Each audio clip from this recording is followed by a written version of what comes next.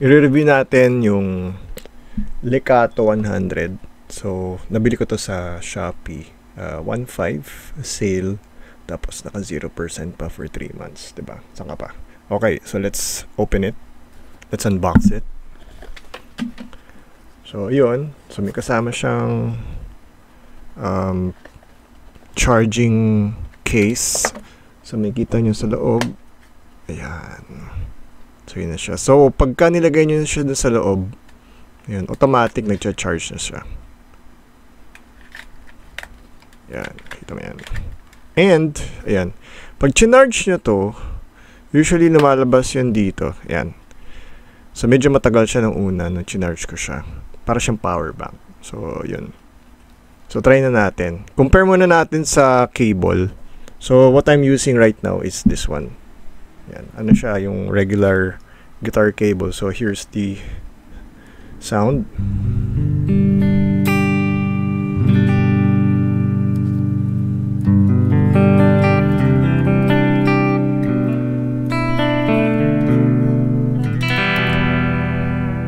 Malinaw. Okay, so let's now try the Legato 100. So, makikita nyo, meron siyang icon. Icon ng guitar, icon ng speaker. So, madali siyang i-operate. Let's turn it on sabay. So, kapag hindi na siya nagbi-blink, sabihin, yan, naka-pair na siya. So, kabitan natin siya.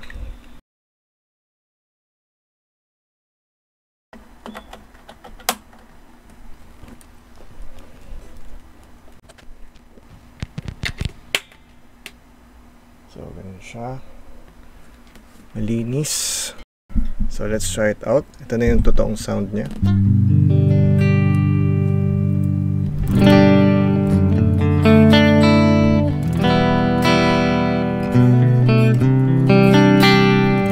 So, makikita niyo wala masyadong degradation sa sound. So, yung quality ng sound hindi siya nabawasan. Siguro konti. Kung iisipin natin siguro mga 10%.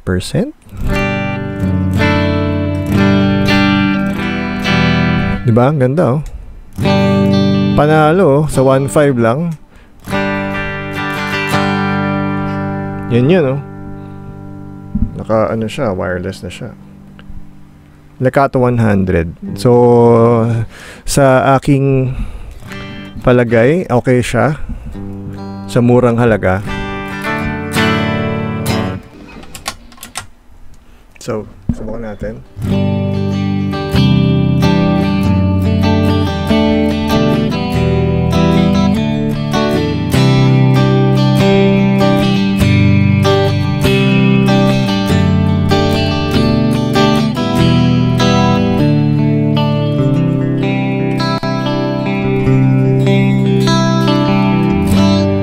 Diba? Ganda.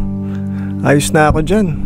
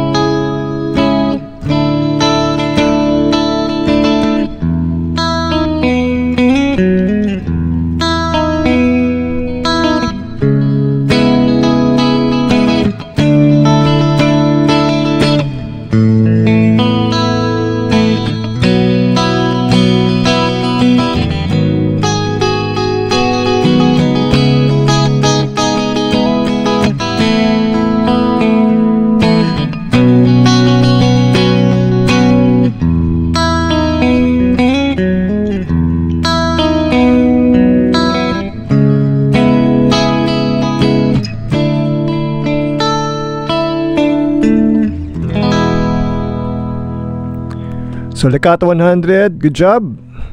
Pag-asa ng mga musicians, murang-mura, 1.5 lang.